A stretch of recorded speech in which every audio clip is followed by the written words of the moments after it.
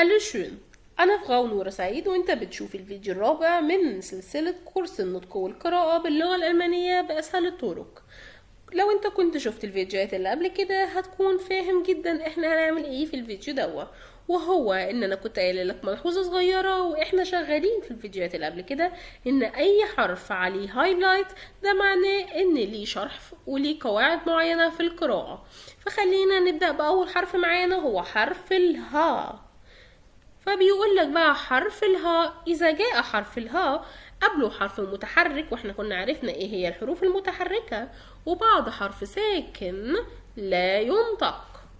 يعني مثلا خلينا ناخد zum Beispiel مثل nehmen، حرف متحرك هو حرف الايه وبعده حرف مش متحرك هو حرف ساكن الام. ففي الحالة دي ما بقرأش الها اصلا، فبقول نيمن. نيمن ده فعل يأخذ. او مثلا تاني حاول انك تقرأ هنا الهاء هي قبلها متحرك وبعديها ساكن، فهيبقى زون. زون جيد جدا.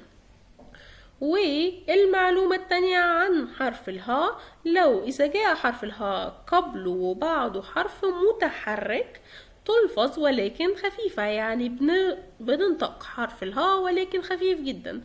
زي عندك فعل جيهن يعني يذهب، عندك قبله حرف متحرك وبعده حرف متحرك، فبنقول جيهن. جيهن. زيهن. زيهن. انت بتحس بالها بس خفيفة خالص، ولكن لو الها جت في اول الكلام بتنطق ها. يعني مثلا هير. هير. هير يعني سيد، يعني مثلا انا عايزة اقول مستر، عايزة اقول استاذ هقول هير. هير ماكس. هير مارك. او هاوس.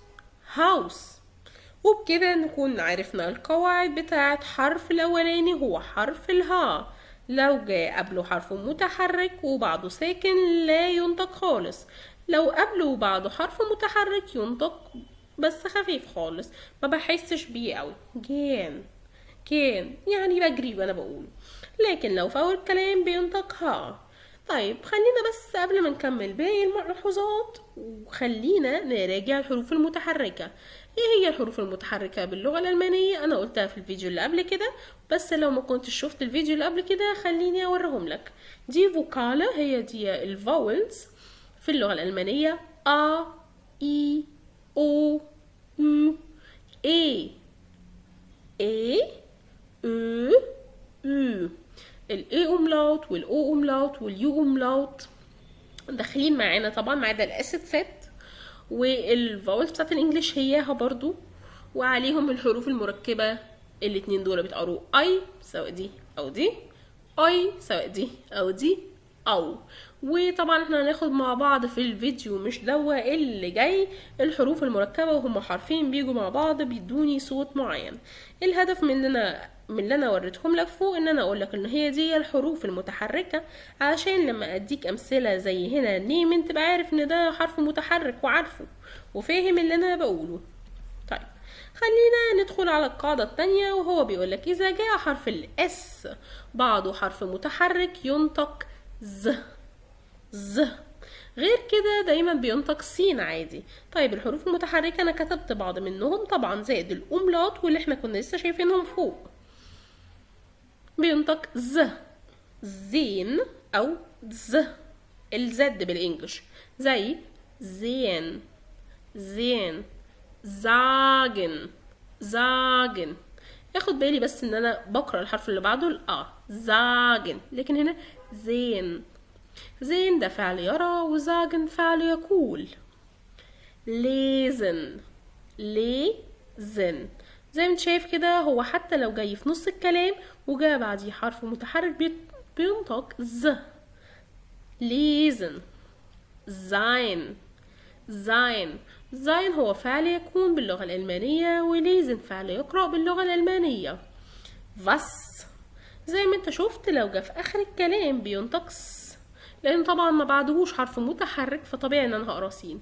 فيبقى القاعدة بتقول لو حرف الاس جاء بعديه حرف متحرك في الحالة دي بننطقه زين، لكن غير كده بقرأه سين.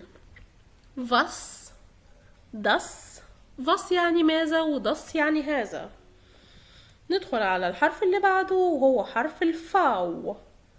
فاو اسمه فاو. إذا جاء حرف الفاو في أول الكلام يلفظ ف، لكن في وسط أو آخر الكلام ينطق عادي زي الإنجليش اللي هو في. لو كلمة أصلها إنجليش طبعا بينطق في حتى لو في أول الكلام. طيب عندك فوجل يعني عصفورة، فوجل طبعا سامع حرف الف. فاتا، فاتا يعني الأب. داتيف أهو جاي في آخر الكلام لكن في. داتيف. ايه بقى لو هو اصلا الكلمة اصلها من الانجليش او جاي في اول الكلام فبتنطق في عادي زي فازو، فازو، او فيديو، فيديو. وبكده نكون اخدنا امثلة عن حرف الفاو. خلينا ناخد بقى حرف الار. اذا جاء حرف الار وبعده حرف متحرك ينطق دائما وابدا غ، غ. غير كده بينطق ر.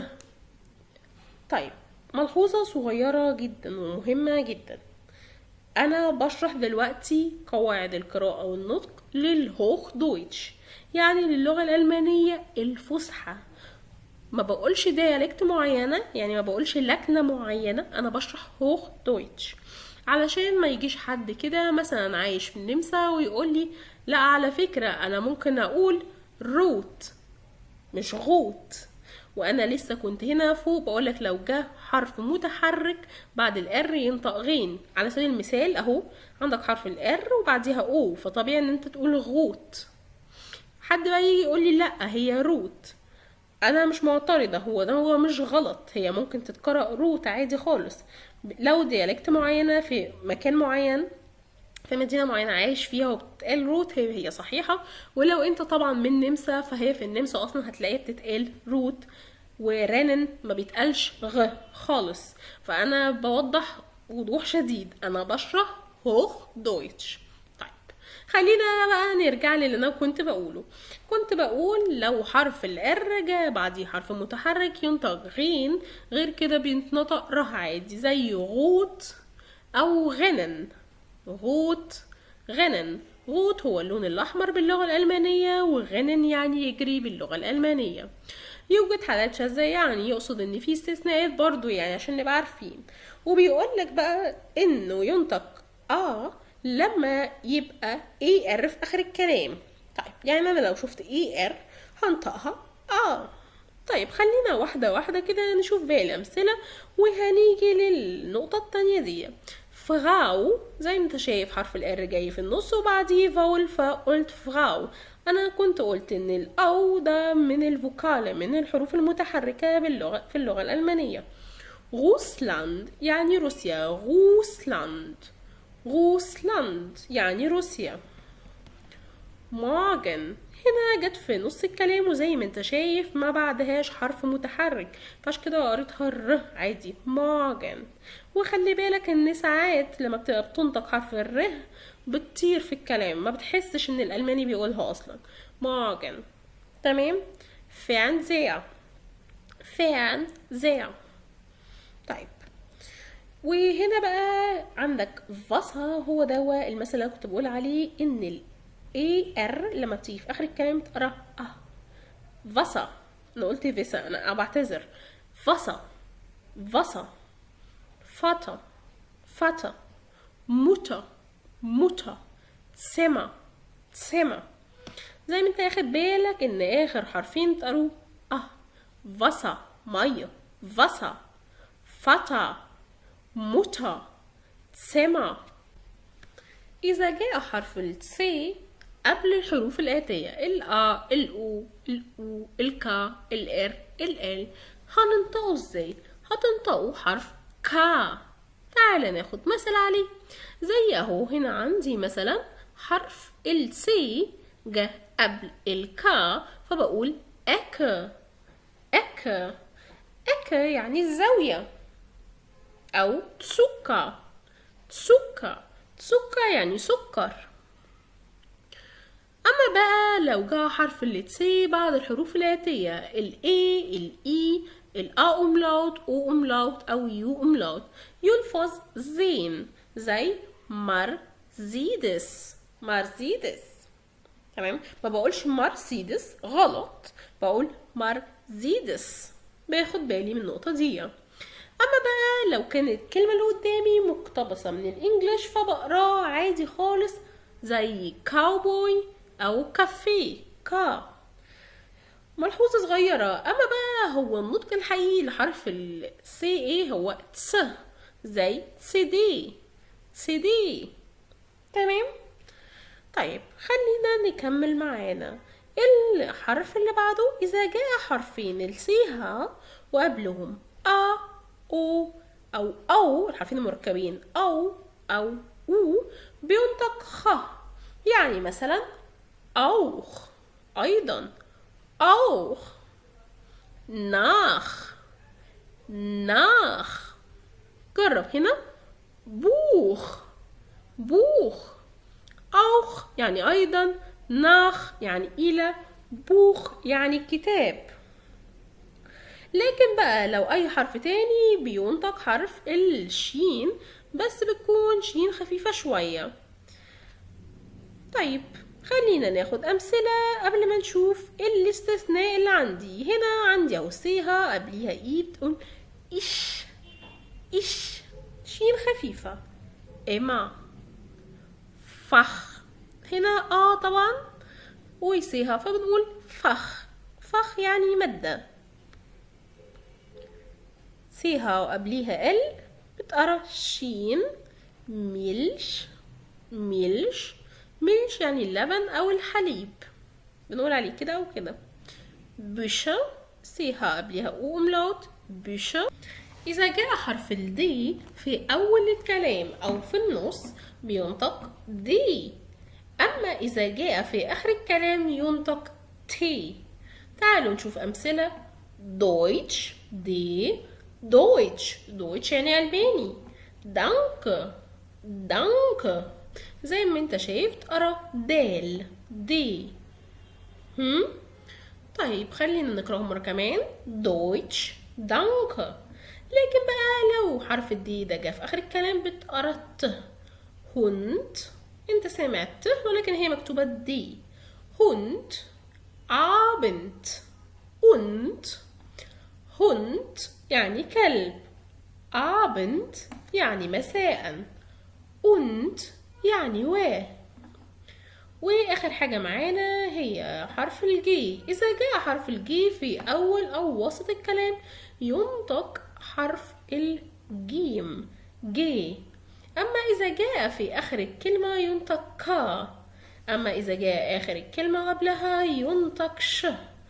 طيب خلينا خطوة خطوة كده نفهم اللي احنا بنقوله ده. لو جت في اول الكلام او في نصه هننطقها جي، زي الكلمة اللي كنا اخدناها قبل كده جي غفر اللي هي زرافة. هنا اهو جلايش يعني علامة يساوي، جلايش او زي ليها معنيين. جلايش جراد الان، جراد الان. جلد فلوس، جلد.